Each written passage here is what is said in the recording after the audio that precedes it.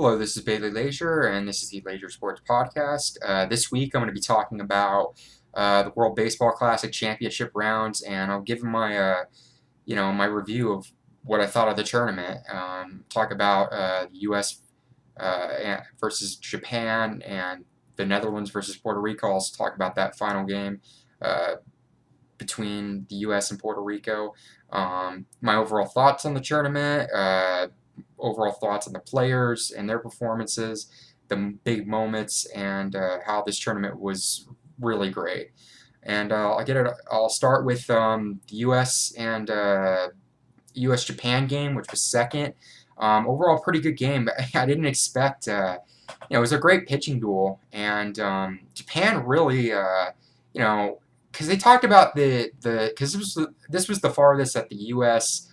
Um, got to since 2009 when they got to the semifinals, but they were eliminated by Japan. And they talked about how the U.S. made a lot of bad fielding mistakes, had a lot of errors in that game, which cost them. Japan had a couple of because of the rain and everything like that. They made a couple of mistakes. Christian Yelich hit that big grounder, and that went off the second baseman from Japan. And he was able to get a double. McCut, that was in I believe that was the third or fourth inning, and McCutcheon was able to get a run in, and the U.S. went up 1-0.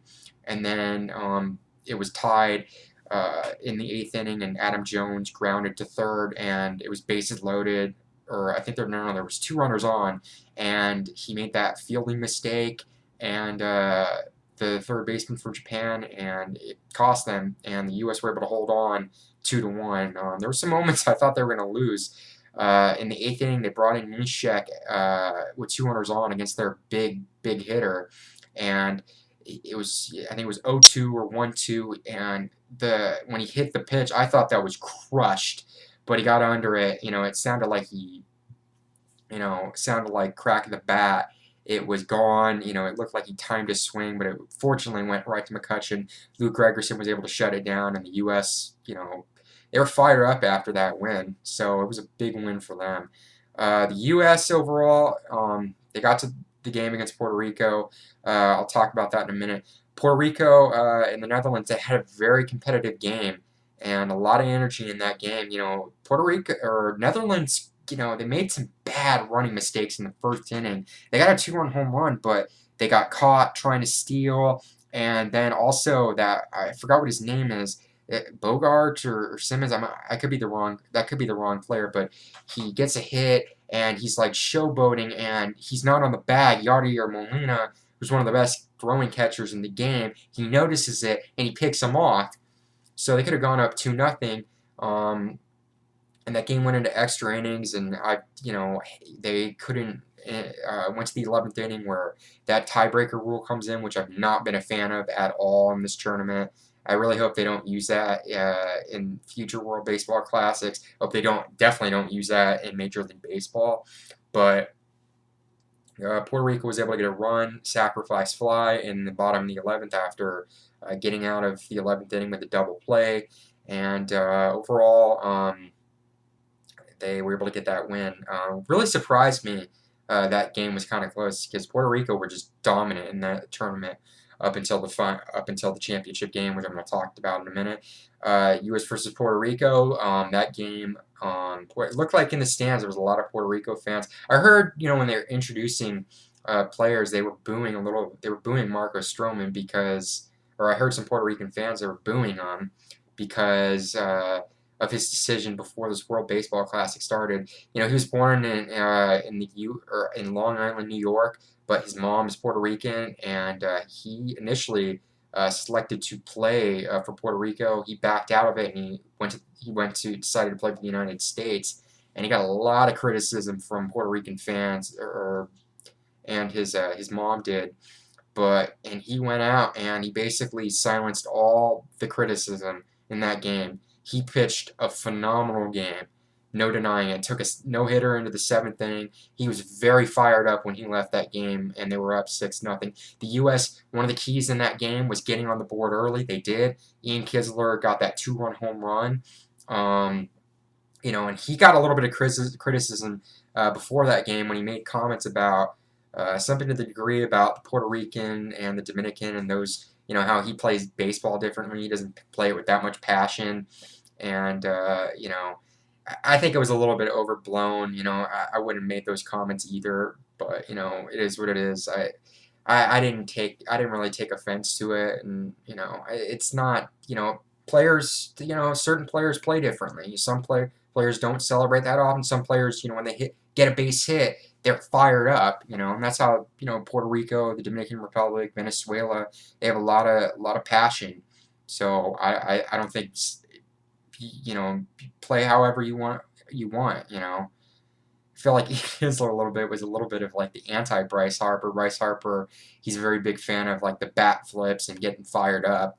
So it was kind of the opposite. He's the anti Harper, I guess, but it is what it is. But the U.S., they got on the board early, 2-0. Stroman was pitching really well in that fourth inning. After he got out of the inning, he did a little shoulder shake, and then in the fifth inning, I think it was, after he got out of the inning, he looked at the Puerto Rican bench, and I think he probably said something along the lines, just like, "I told you so," or, "How do you like me now?" or something like that. He was very fired up, and that game meant a lot to him. That was probably the biggest, one of the biggest games. Probably Blue Jays fans are probably won't like if I think he might have said that was one of the biggest games I played in, I've ever played in. I think if, especially guys on the Giants like Buster Posey and Brandon Crawford, guys who have won World Series, they're probably like, "You've won World Series. This is more intense." But, it is what it is. It's a championship game.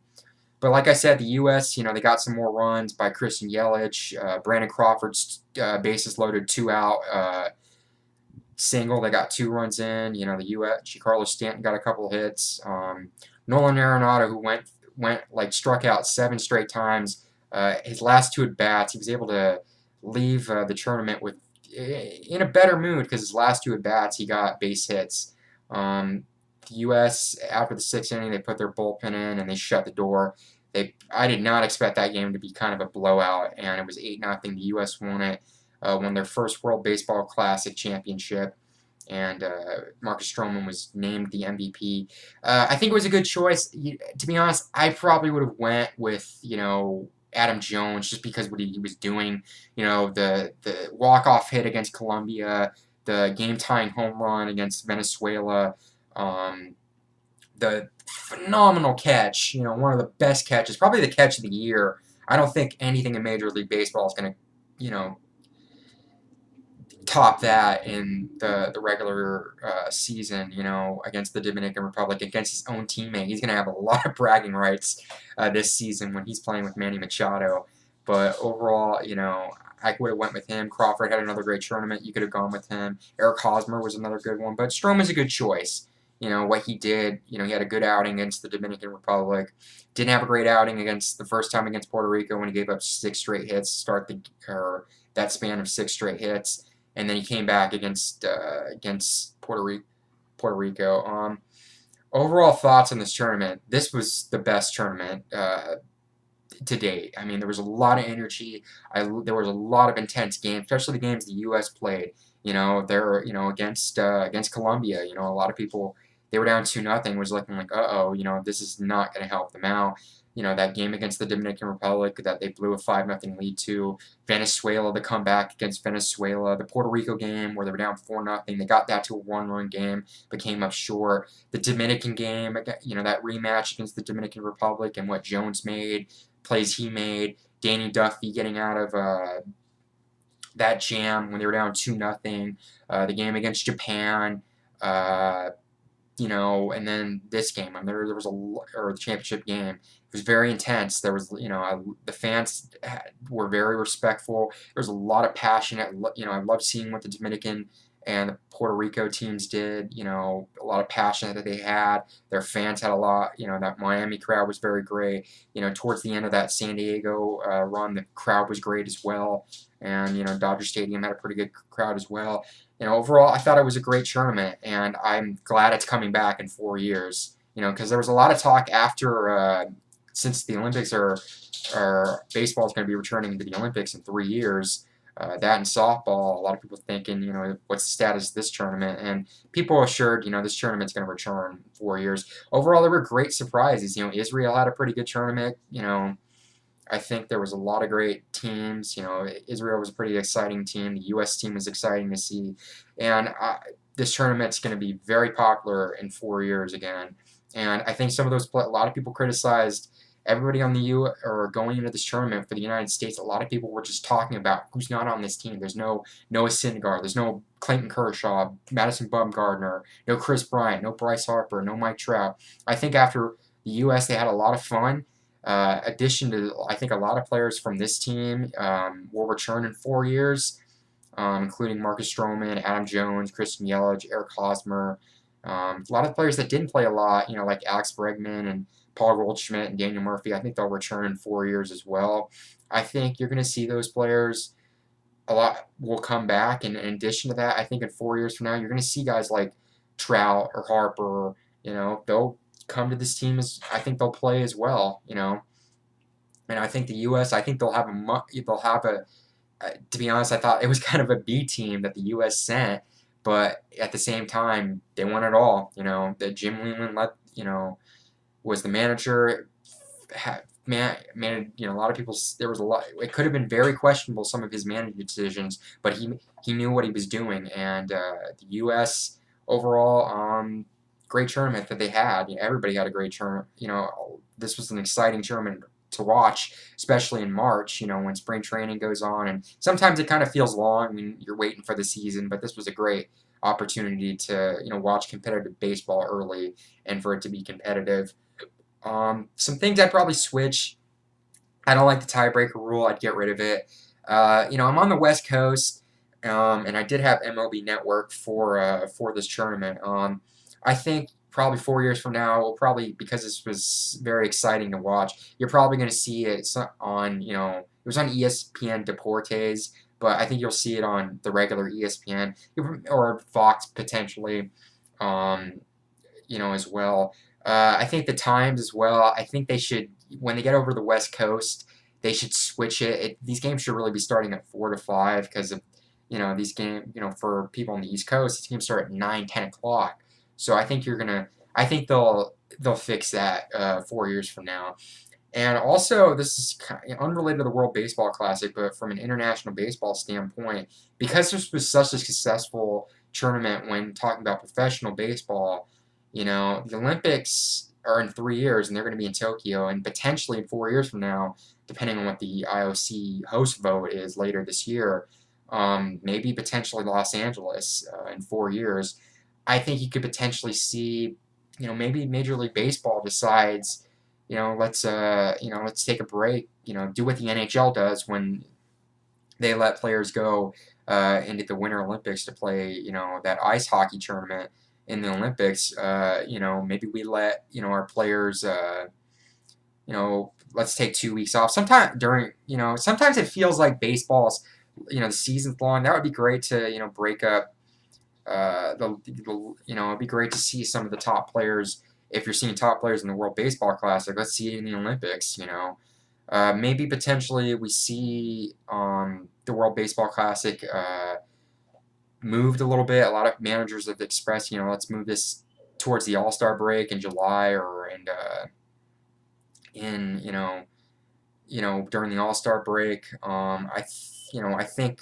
In 2020, I don't think you're going to see baseball players in Tokyo, but, if it's in Los Angeles, maybe you see Major League Baseball players play in the Olympics. But, those are just some overall, what could happen, and those are predictions. But overall, I thought this was a great tournament, and I'm very looking forward to this in 4 years from now.